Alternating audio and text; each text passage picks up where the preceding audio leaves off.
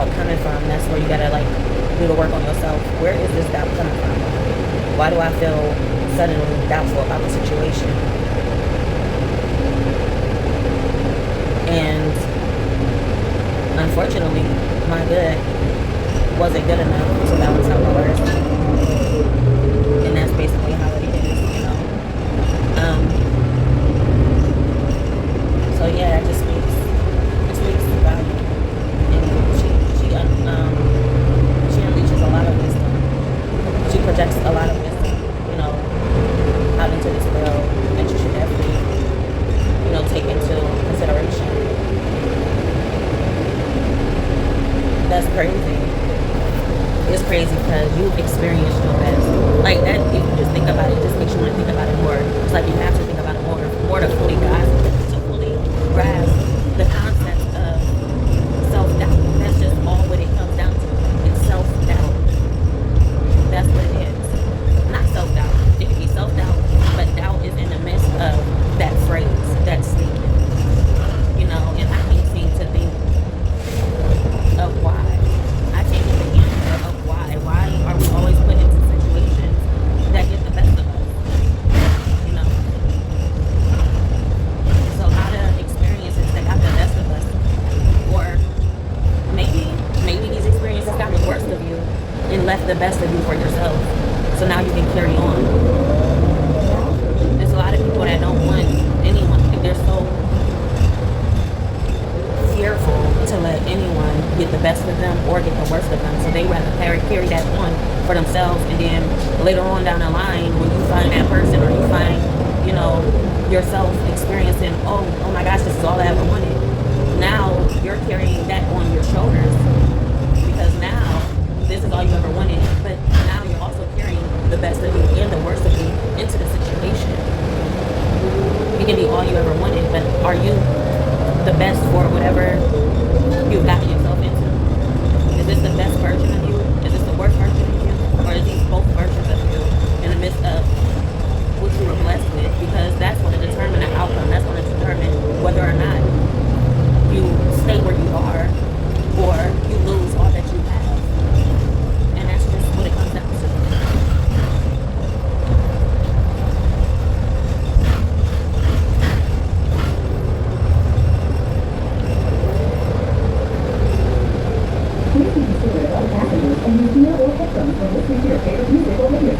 Some people don't deserve second chances. And we are like Jesus in the book of God. We gotta be told multiple times, no, no, no, no, no. We have to be told multiple times, no. To the point where we are put in a situation where we have no choice but to, well, in that no. But that's when we get to experience the best of ourselves, or we get to experience what we were afraid of. We get to see if we can reach that light at the end of the tunnel without everything else, or without all of that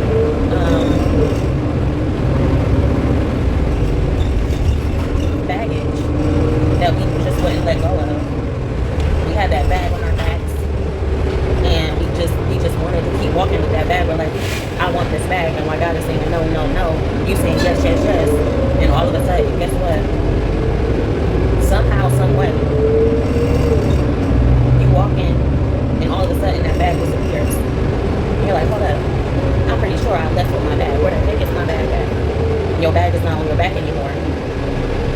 And you start to panic and fear. You're like, no, you know, everything that I need to survive is in that bag. Everything is in that bag, and now it's gone. God was telling you no, no, no. And that bag all of a sudden is gone. Wow, you're out. Carrying on. And sometimes you have to be put in these experiences, in these situations, to see for yourself what God sees in you. There was this one guy that was listening to this song the other day. That one song, if you look in my eyes, you can look at my eyes. Hold on, if you could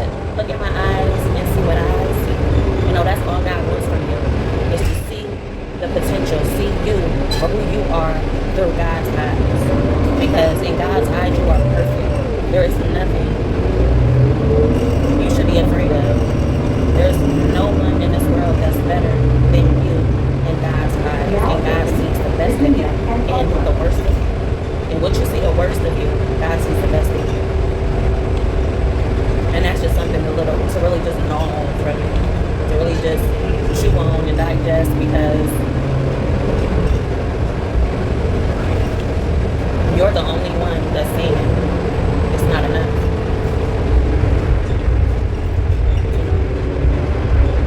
I had this dream last night, and I was about to graduate. And I had this hair.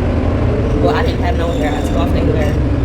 Well, I didn't have no hair in my hair, but in order to graduate, you had to have some extra extensions on your head, symbolizing you have to have extra, whatever you have, it has to be more. You have to have more of what you already have. So if you have, like, let's say you have one book, you gotta have multiple of those books. You have to have more than that one book. Duplicates. More of what you already have accomplished, what you have already established. You have to have more. Not more information or more to it, but more to share, more to give, more.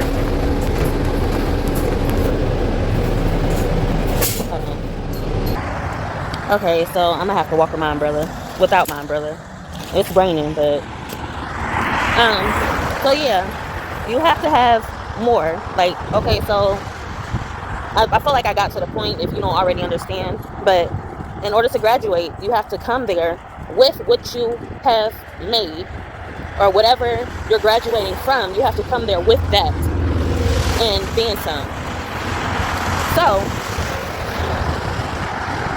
I was in my dream, and they was like, "Oh, you're graduating?" I was like, "Yeah." Right after she handed me a donut. This donut was good though. I wasn't looking to eat, but I didn't even know I wanted it, but she gave me a donut. At first the one guy said he was going to give me a donut, but then she was like, "No, I'll give her a donut." So maybe this is an area of my life that I have to gnaw on. Just like that donut this person gave me. I'm not going to say the color of this person. I'm going to keep that a secret, because that's my area I have to work on. So I'm not going to say the color of the person. But this specific person, or the ethnicity of this specific person is an area in my life that I have to really just sit down and chew on that donut. Regardless of if I want it or not. I thought I was getting it from that one person, but turns out the other person gave it to me. And now I have to sit and I have to eat that donut, and I have to really just, contemplate it, think about it, take it in. So I wound up,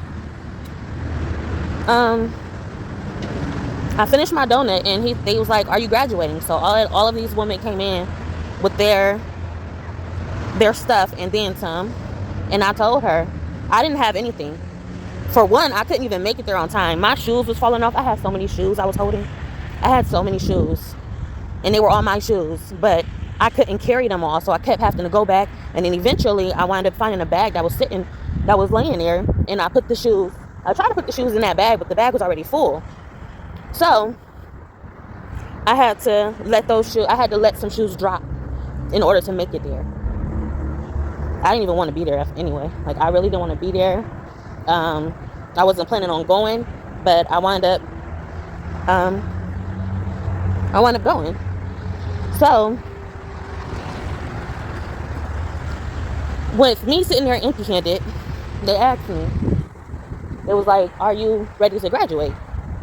And I was like, "Yeah." And it was like, "Where's your stuff?" I was like, "I don't have anything." And it was like, "Well, come on, some of our ladies that's here, we are going to prepare you." Like, they had some stuff for me. They was like, "Here, come get some more of your hair, of your extensions. Come get some more, and put this on." I was like, "I don't want none." And it was like, "Well, you need this to graduate." So I was sitting there being stubborn, being hard-headed, I guess, but I didn't want to graduate with whatever. Like, it was a whole bunch of different women walking with different hairstyles. They were really done up. Their hair was done up. And I was like, "I don't want it," And so I was sitting there, and that's when I woke up.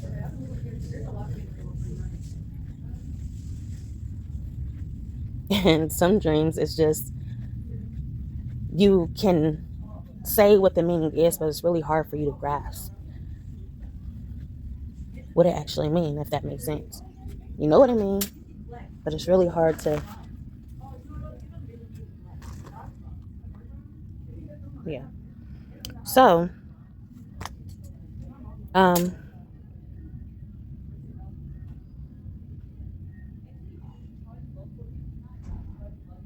I guess that's what that's all I'm gonna say for now. And I'll talk to y'all next time. What a coincidence, you know. That's all I can say. What a coincidence. But yeah. I'm gonna talk to y'all next time. Like, comment, subscribe, be notified, share, tell them free will so you here. Bye. Y'all still here? With that being said, though, I wanted to mention another part of my dream. And in this dream, there was there was this little there was this tiny bubble, looked like a pimple or something. It was on my stomach. It actually looked like a bubble, like you can pop it. It was on my stomach, and I was like, I started pushing a bubble because I was afraid to pop it. Like if I popped it, would something on the inside of me happen or what's going on? So I pushed I pushed the bubble up and to an opening to where I can grab it. I pushed it up and I got it to like right here, and I was gonna like push it like to my ear or something to where I could just take it out, or you know, it can have an opening to where the bubble will just, if it needed air, it will come out through like an opening in my face or my mouth or something. So turns out that the bubble stopped right here, and if I was to pull or push it up some more, something would come up with it, and I felt it on my insides.